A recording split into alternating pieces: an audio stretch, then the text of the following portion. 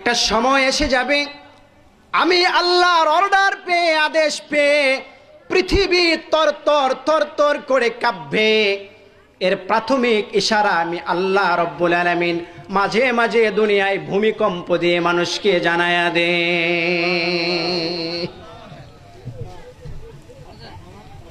কথা বলবেন না মেহেরবানি করে, যাই খান আস্তে আস্তে আওয়াজ ছাড়া। পৃথিবী স্বীয় কম্পনে যখন তরতর করে কাঁপতে থাকবে,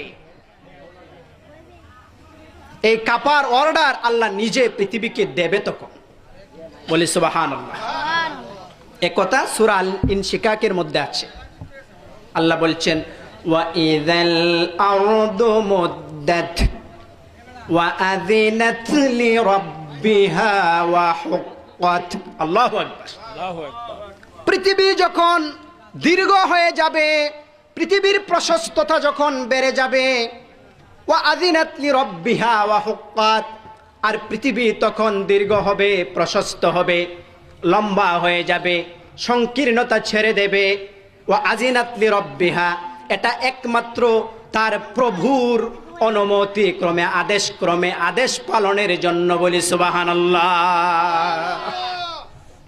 ওয়া হুক্কাত, আর এটাই পৃথিবীর অধিকার।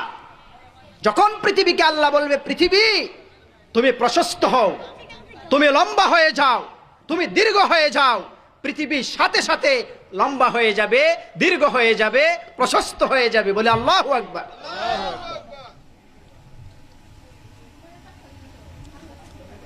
এ কথার মাধ্যমে আল্লাহ কি বোঝাচ্ছে?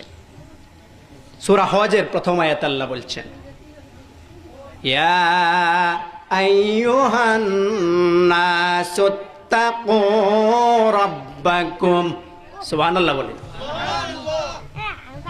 এই বাচ্চারা নিচে নামো তো, এখানে গেট গেটে করো, বসে বসে নিচে নামো।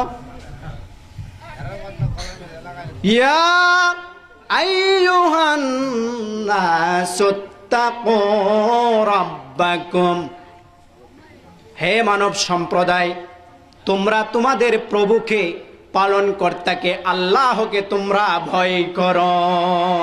সুবহানাল্লাহ। ইন্না জালজালাতাস সাআতি শাইউন আযীম।